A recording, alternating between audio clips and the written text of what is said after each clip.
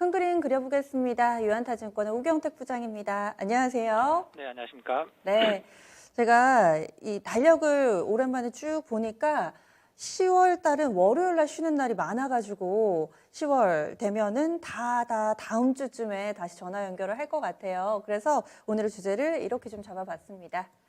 10월달 전략까지 함께 좀 다뤄볼 거예요. 그리고 최근에 우리 증시 주변 환경이 좀 많이 달라져서 대외 변수, 점검 이렇게 두 가지를 중심으로 해서 이 시간 꾸려보겠습니다. 첫 번째로는 미국의 통화 정책 부분부터 짚어보겠습니다. 9월에 FOMC가 지났고 10월은 안 하잖아요. 그래서 11월에 좀 더 무게가 실리고 있는데 FOMC 전에도 이와 관련된 논의는 좀 진행이 될 텐데요. 최근 이 금리 인상과 관련된 분위기 중요한 점들 짚어주세요. 네, 일단 9월 FOMC가 마무리되면서 그 통화 정책에 대한 스케줄이 어느 정도 구체화됐습니다. 그래서 전체적인 이제 테이퍼링 발표는 이제 11월 FOMC가 11월 2일에서 3일에 걸쳐서 열리는데 11월 FOMC에서 이제 테이퍼링 관련된 구체적인 발표가 예고될 걸로 좀 예상이 되고 있고요. 그다음 이제 금리 인상 시점인데 기존에는 이제 2023년도에 뭐 두 차례 정도 인상할 걸로 좀 예상을 했는데 2022년도부터 금리 인상이 좀 시작될 거라고 전망을 하면서 금리 인상 시점이 좀 빨라진 점이 좀 두 가지 포인트로 9월 FOMC가 이제 정책 방향이 좀 정해졌다라고 보시면 될 것 같고요. 그러니까 6월 FOMC만 하더라도 그 2023년도까지 두 번의 금리 인상을 전망을 했는데 이제 9월 FOMC 끝나고 보니 이제 금리 인상 속도가 6개월 정도가 좀 빨라졌다 이렇게 보시면 될 것 같습니다. 그리고 전체적으로 이제 테이퍼링은 이제 11월에 FOMC에서 발표를 하겠지만 뭐 12월부터 테이퍼링이 시작될 걸 좀 예상이 되고 있고요.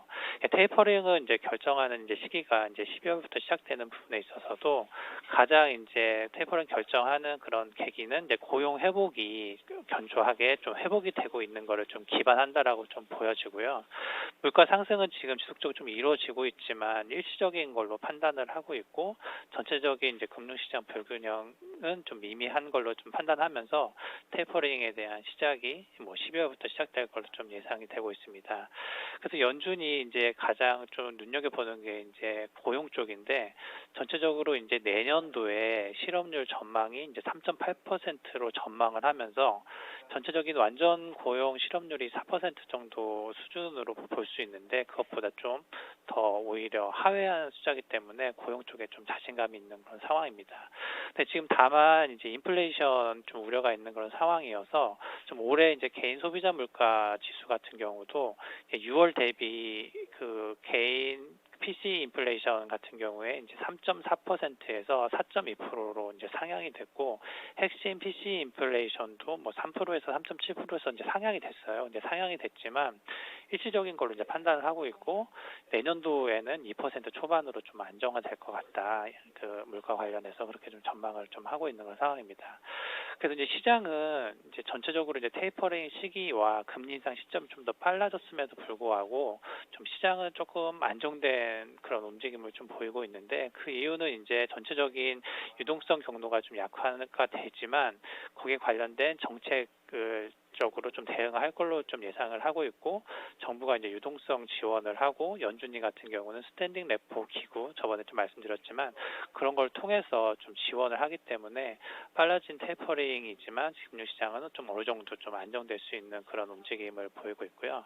다만 좀 안정적이긴 하지만 추가 상승을 하기에는 전체적인 지표들이 좀 잘 확인돼야 되는 그런 상황이기 때문에 지금은 또 지금 뭐 헝다그룹 리스크까지 있으면서 이제 금리에 대한 변동성이 좀 높아졌거든요. 그래서 그런 거를 좀 확인해 가면서 좀 방향을 잡고 가는 게 필요한 그런 시점이다 이렇게 말씀드릴 수 있을 것 같습니다. 네, 그러면은 이번엔 자연스럽게 중국 쪽으로 넘어가겠습니다. 헝다그룹 이슈는 지금 어떻게 되는 건가요? 네, 헝다그룹에 대해서 이제 뭐 어떤 뉴스에 나오느냐에 따라서 뭐 올랐다 빠졌다가 그렇게 하는 그런 상황인데 일단은 지금 지난 23일에 역외 채권 관련해서 이자가 미지급되면서 다시 한번 리스크가 좀 부각이 됐고요. 구체적으로 그 부분을 좀 살펴보면 2022년도 3월에 만기되는 달러 채권 이자가 933억 규모 이제 원화로 했을 때 그 933억 정도가 됐는데 이게 이제 미지급됐고요.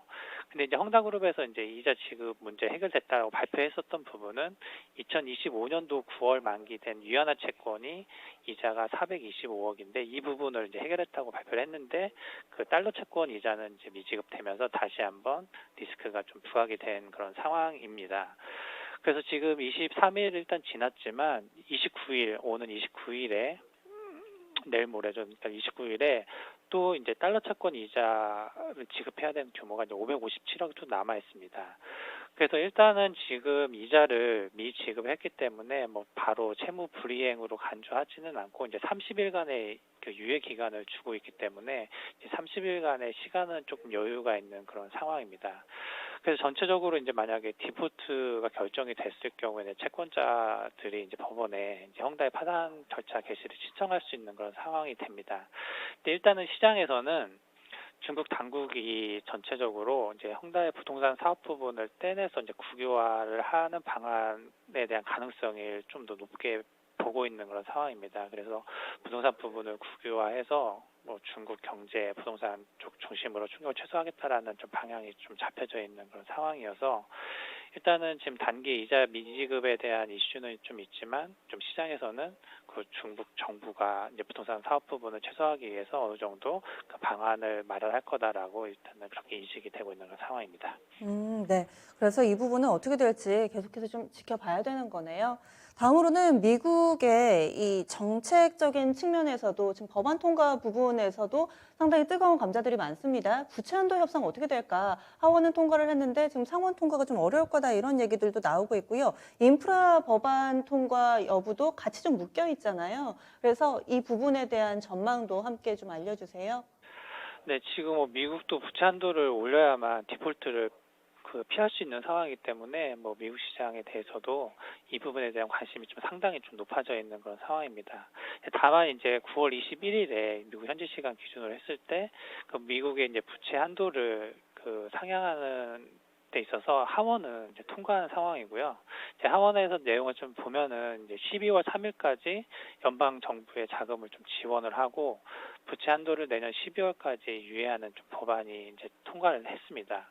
근데 중요한 게 이제 상원을 통과해야 되는데 지금 민주당과 공화당이 상원은 50석씩 양분을 하고 있는 그런 상황이잖아요. 그래서 상원 통과하기 위해서는 60석의 찬성이 필요한 상황인데 지금 공화당이 이제 압도적으로 좀 반대를 하고 있는 상황이어서 상원에서 지금 통과하기는 어려운 그런 상황이 좀 되고요.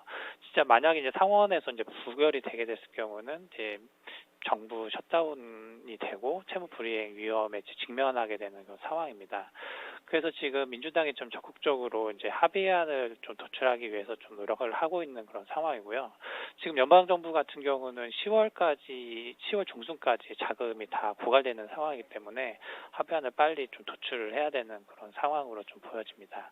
또 일부에서는 이제 미국 민주당이 예산 조정 절차를 좀 사용을 해서 이거를 좀 통과시킬 걸로 좀 예상을 하고 있는 그런 상황인데 예산 조정 같은 경우는 이제 국가 예산 법안이 제때 처리되도록 단순히 이제 과반으로 했을 때 상원을 통과할 수 있는 그런 절차를 좀 얘기를 하는데 이제 과반이면은 이제 통과가 가능한 그 상황이기 때문에 그런 예산 조정 절차를 통해서 이제 민주당은 이제 통과시킬 수 있는 그런 거를 좀 준비를 하고 있는 그런 상황입니다.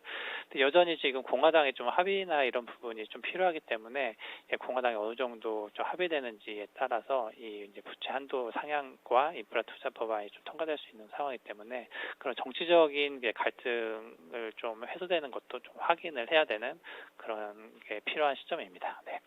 네. 그리고 미국 쪽에서 하나 더 있습니다. 파월 연준 의장의 이 연임 부분도 9월 중에 발표될 거라고 하는데 아직까지는 뭐 어떤 뉴스가 없거든요. 어떻게 좀 될까요?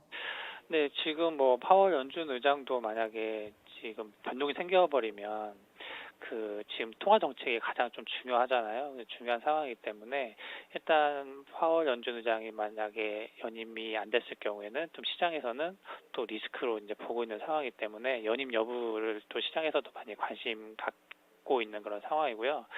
일단 지금 시장에서 이제 예상하는 거는 이제 9월 달 안으로 바이든 그 미국 상원은행위원회에 연준 의장 지명자를 송부한다는 뭐 계획이다라는 식으로 좀 언론에 좀 나오고 있는 상황입니다.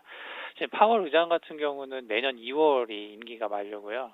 그 랜드클스 연준 부의장 같은 경우는 10월 임기가 만료기 때문에 10월 임기 전에 이 두 명에 대해서 지명하는 방안이 검토될 거다라고 해서 이제 시장에 좀 얘기가 좀 나오고 있는 그런 상황입니다. 그래서 이제 뭐 연준 의장이 이제 파월이 그 연임이 되냐 아니면 새로운 사람이 지정이 되냐라는 부분에 따라서 시장이 좀 많이 그 관심이 좀 높아져 있는 그런 상황인데, 또 일부에서는 이제 민주당의 진보 세력에서는 라엘 브레이너가를 좀 지지하고 있는 그런 상황입니다. 여성이고 은행 규제나 뭐 소득 불평등, 기후 변화에서 좀 적극적이기 때문에 일부 지지하는 세력들이 좀 있는 그런 상황이어서 좀 완전히 지금 파월 의장이 연임이 되겠다라는 이제 분위기랑 좀 맞물려져 있는 그런 상황으로 좀 보여지고 있고요. 근데 지금 시장에서는 이제 파월 의장이 연임될 가능성이 일단은 높게 보고 있습니다. 전체적으로 이제 신종 코로나에 대한 바이러스 위기를 좀 극복을 하면서 성과를 좀 잘 내고 있기 때문에 일단 시장에서는 연임 가능성이 좀 높게 보고 있는 그런 상황입니다. 네. 그렇다면 이 부분을 모두 다 좀 취합을 했을 때 오늘의 큰 그림 어떻게 좀 그려봐야 될까요? 네, 일단은 지금 시장이 오늘 같은 경우는 좀 외국인이 좀 거래소 시장 중심으로 해서 매수가 들어오면서 지수가 좀 상승을 해서 좀 좋은 흐름을 보여줘서 좀 다행인데요. 일단 여러 가지 변수들이 좀 있는 그런 상황입니다. 그 여러 가지 좀 중국의 헝다그룹에 대한 그 파산도 확인을 해야 되는 상황이고, 미국의 부채 한도를 통과하는 법안이라든지 파월 연준 의장 연임 여부 이런 변수들이 좀 확인되면 그때 좀 방향을 좀 잡아서 갈 것 같아요. 그래서 지금 전체적으로 좀 대외 변수에 따라서 금융시장이 전체적으로 좀 변동성이 좀 높아질 수 있는 상황이기 때문에 지금 오늘 상승을 하고 있지만 이게 연속되는지를 좀 확인을 하면서 좀 대응하는 전략이 좀 좋을 것 같습니다. 네, 알겠습니다. 10월 중순쯤에나 뵐 수 있을 것 같아요. 오늘 말씀 고맙습니다. 네, 감사합니다.